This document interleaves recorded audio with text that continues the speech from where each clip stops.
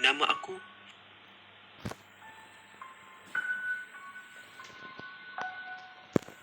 Yo guys, so untuk video kali ni kita Nama aku ada Fatimah. pada Amir. Kejadian ini berlaku pada waktu malam. Pada masa itu, aku berjalan berseorangan untuk balik ke rumah. Keadaan di situ kelihatan sangat gelap. Entah kenapa aku memilih jalan yang gelap dan sunyi ini. Biasanya, aku akan memilih jalan yang utama untuk balik ke rumah. Kerana jalan tersebut lebih sibuk dan ramai orang. Dalam 10 minit berjalan, aku terjumpa seseorang yang berada di seberang jalan. Dia kelihatan sangat mencurigakan. Aku mula berjalan melintasi dia dan dia mulai perasan akan kehadiran aku. Dia mula memanggil aku supaya datang ke arahnya seperti mahu memberi sesuatu. Aku tidak menghiraukan dia dan terus berjalan. Dia kelihatan kecewa dan marah. Beberapa minit selepas itu, aku perasan ada seseorang yang mengikut aku dari belakang. Rupa-rupanya, dia adalah orang tadi. Aku mula berjalan dengan laju dan mula berlari. Tanpa disangka, dia juga berlari mengejar aku. Pada masa itu, aku sangat yakin dia adalah seorang yang berbahaya kerana di tangannya dia sedang memegang pisau Rambo yang sangat tajam.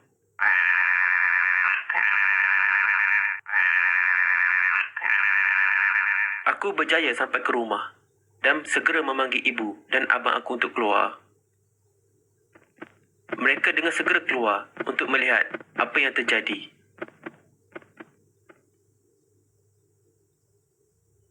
Orang tadi segera melarikan diri sambil tersenyum.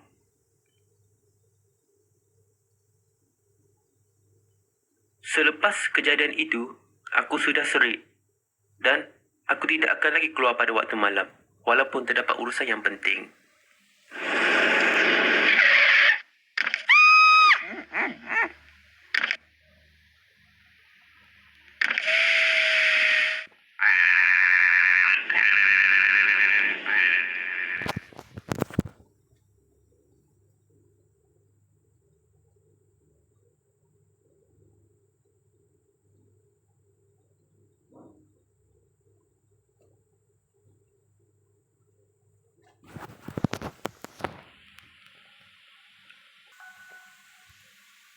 Aku bekerja sebagai seorang pembantu akaunten di salah satu syarikat yang terkemuka di Kelantan. Pada suatu malam, lebih kurang pukul 11.40, aku berjalan balik berseorangan dari tempat kerja. Oleh kerana kepenatan dari kesibukan kerja, badan aku rasa sangat keletihan dan tidak sabar untuk balik berehat. Jalan kelihatan sangat sunyi dan tiada seorang pun yang lalu di sini. Semasa aku melalui jalan yang sunyi itu, aku terdapat seorang budak yang berdiri di depan kawasan taman permainan dan dia kelihatan sedang bermain-main seorang diri. Aku sedikit hairan, bagaimanakah seorang budak yang berumur seperti 7 hingga 8 tahun ini masih dibenarkan bermain berseorangan?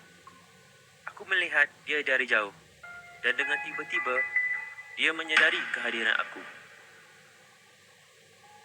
Aku mula mendekati budak itu dan menanyakan di manakah tempat ibu bapa dia tinggal. Dia tidak menjawab apa-apa.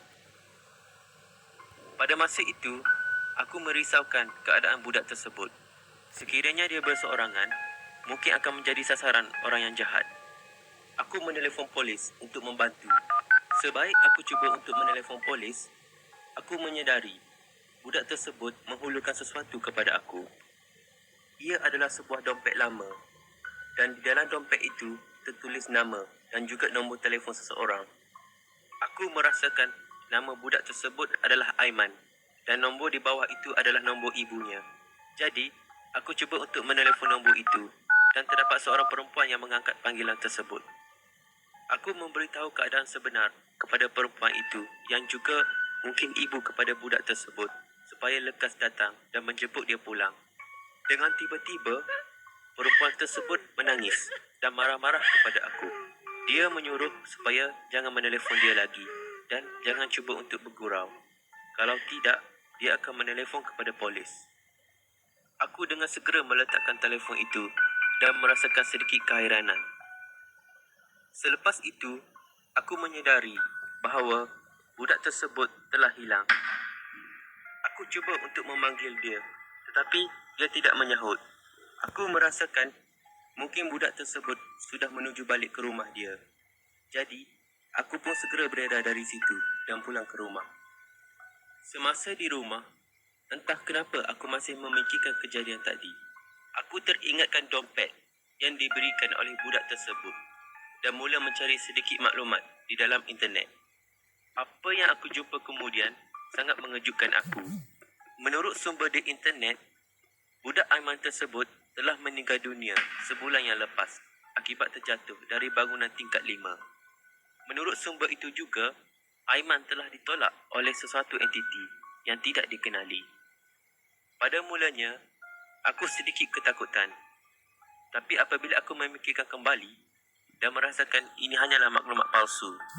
Kerana, jika dia sudah meninggal, bagaimanakah dompet ini berada di sini? Keesokan harinya, aku pergi balik ke tempat aku jumpa budak Aiman semalam untuk memberikan balik dompet dia. Tetapi, di situ kelihatan sangat sunyi dan aku gagal untuk menemui beliau. Aku gagal untuk berjumpa dengan dia. Jadi, aku pulang saja ke apartmen aku. Semasa aku berjalan pulang, aku rasa ada seseorang yang mengikuri aku dari belakang. Tetapi, apabila aku menoleh, aku tidak melihat sesiapa pun. Aku merasakan mungkin aku sangat kepenatan dari tempat kerja dan berfikir benda yang tidak sepatutnya.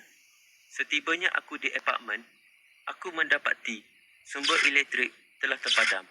Oleh kerana tiada pilihan, aku terpaksa menggunakan jalan tangga sebagai alternatif lain untuk pergi ke rumah aku di tingkat 10. Aku mula menaiki tangga dengan kepenatan. Selepas beberapa aras aku naik, ada sesuatu yang aku rasa tidak kena. Aku sudah naik banyak aras, tapi kenapa aku masih di tingkat 5? Aku merasakan sangat pelik.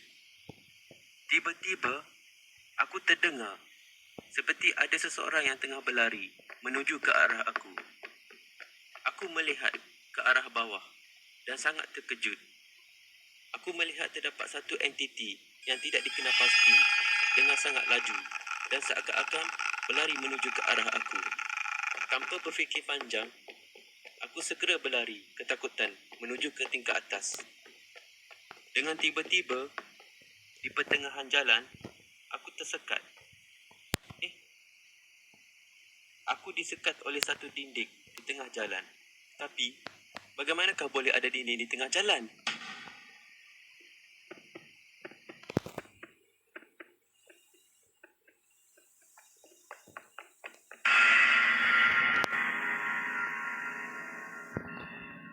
Okay guys, bye. For the next video.